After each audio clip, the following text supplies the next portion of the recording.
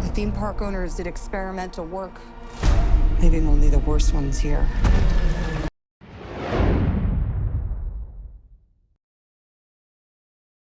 Hey, Ramberg World Entertainment and Jurassic World Rebirth has a new featurette, and we are going to take a look at it, and it really kind of breaks down what the idea behind these new dinosaurs and how they make them come to life and stuff is. And that is the thing, it does have an actual title of bringing the dinosaurs to life. We will take a look at. I was going to break it up into little pieces, like it's a 1 minute and 45 minute long clip. I was going to break it up so we could watch a few seconds just to try and avoid getting struck by Universal. But when you watch the feature, you're kind of like, nah, you kind of just need to see it all in one go. So we will take a look at it in one go. It's interesting. There's some interesting stuff in there. There's nothing new in terms of footage. Well, there's a tiny bit. But it's more of an extension of what we see with the petrol station, gas station for you guys in the States and Canada and stuff, with this Mutadon bird thing. I've got thoughts, let's say that, but we might as well watch this featurette first, which has Gareth Edwards kind of talking about. And again, there's stuff that makes you feel confident with him in it, but there's also some issues, big issues really, that you will see what I mean and we'll break down. But here is the featurette of bringing the dinosaurs to life, so take a look. There's something very primal about dinosaurs. You can't dismiss them like they really existed, and I think it's never left our genetics, this fear of a bigger creature coming and dragging one of us away. Oh, not that way. Gareth can see the whole film in his mind. He's a very unique storyteller in that way. What's going to happen? The water's just going to do this past you a little bit, and you're not sure. Was it just imagination? One thing about Gareth Edwards is his understanding of visual effects is second to none. There was no fear about how he was going to create these dinosaurs. Cut, very good. Got that, very good, well done. Gareth's very particular about the designs of the dinosaurs. Whether it's a legacy creature like the T-Rex, whether it's a brand new dinosaur. Open the door! There's some new types of dinosaurs being introduced. Sorry. Please open the door! I think they're gonna be a little unsettling.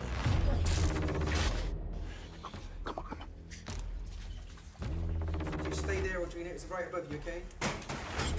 You kind of wanted these to look a little bit nasty, a little bit menacing and evil.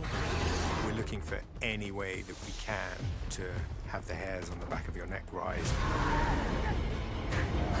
That's what brings the excitement. You are just in a constant state of peril. Whoa, get down!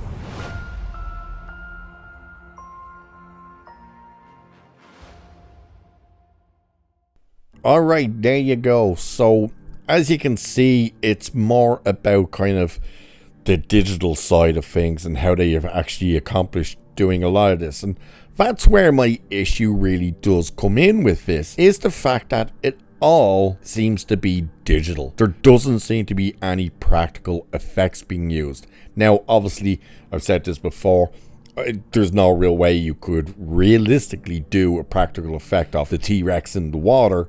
I understand that. But at the same time, when you see the Mutadon birdie thing, the fact that it's like, oh, so that everything with that is digital. Like, you don't have any practical effects of that thing. Like, nothing. Okay, that's weird. And then when we see Scarlett Johansson and the other dude in, like, the temple thing at the eggs, and they have to fight the big birdie dinosaur. Not sure what one that is. It's not a pterodactyl, but it's another one. The fact that when they're kind of fighting it off, you would expect that to have been an animatronic or something, and you can't see any on the set. So it seems that that's completely digital. That's a massive issue for me when you look back at the original movies, especially the first two. The fact that they did so brilliantly the mix of practical and digital. To the point that there were so many scenes in that movie where you were kind of really saying, wow, like, what was actually animatronic and what was actually CG? It was hard to tell a lot of the time. The other issue I have is the whole idea of, oh, we're doing the Jurassic Park kitchen scene again. Because that is exactly what we're getting with this Mutadon thing, walking through this gas station with them all hiding behind the counters and stuff. And even where they're like, come on, you know. That's very reminiscent of when Lexi is calling over Timmy, and he's kind of shaking his head while the two raptors are stalking them. That seems to be exactly what this is. Now, obviously, they want to have a bit of that nostalgic feeling and stuff, and it's kind of like, I understand that, but at the same time, you could have done something brand new here, and you're just copying what was done and what undoubtedly will have been done a hell of a lot better and with a lot more tension back in the day. Now, one of the funny things is there is a shot with the little girl in this gas station or whatever. I'm assuming this is the gas station. And she's clearly running past a door that looks like it leads to a fridge. And it's like, we're not actually going to go as far as they're going to trap the thing in the fridge, are they? Because that's kind of leaning way too much into, hey, look at our big callback. Now, the scene as well when they're walking through the water, which we've seen images, they were actually some of the first images we were shown of the movie. It was Scarlett Johansson and Mahershala Ali and stuff walking through this water. It seems like there's something in there with them. It'll probably be a snake or something, but we see that bit with Gareth Edwards explain, like, yeah, you are walking through and you feel something, but you're not sure if there's something in here with you and stuff like that. Yeah, that's, that's kind of hinting that obviously something could happen in this scene.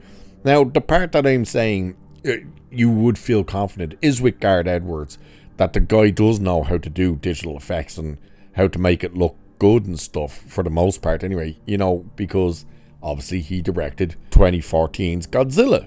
It's just the fact that Godzilla was obviously a movie where you couldn't make Godzilla or the Mutos or anything like that practical because of their sheer size. This, though, the fact that nothing from the scenes where being shown is practical at all, is just like, you're kind of really missing an opportunity here. The one little bit you see tiny, or I should say a little tiny bit expanded on, just without the actual dinosaur there, is the guy with the D-Rex getting turned upside down when it picks him up.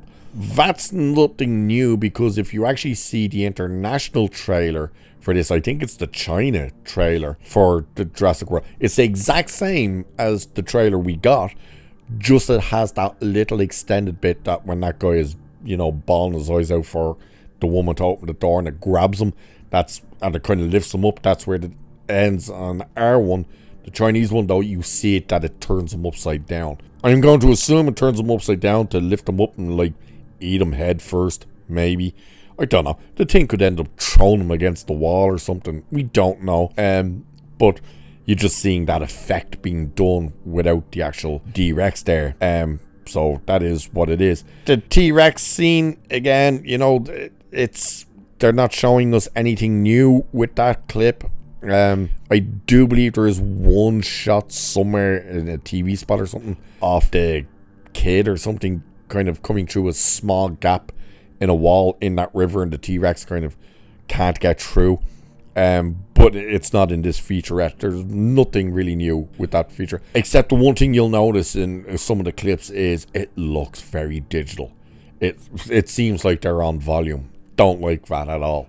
I think these effects are going to start sticking out like a sore thumb. Again, that's where you're going to really miss the practical effects. Right away, it's an interesting enough featurette. It still doesn't get me excited at all in any shape or form for this movie, which I still think it's going to be the massive winner of the summer. I think this thing is going to blow all expectations out of the water. I think it's going to destroy the likes of Superman and Fantastic Four, and it's going to conquer July. But overall, I think they went too digital. Should have focused a bit more on practical, and I don't really understand the whole callback scene. Either way, let us know what you think of this featurette.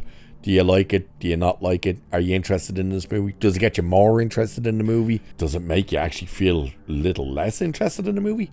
Let us know what you think about the idea of not so much practical effects as opposed to digital. Let us know in the comments. And with that, I shall leave it there for this one. So like, share, subscribe, all that good stuff. You know the drill.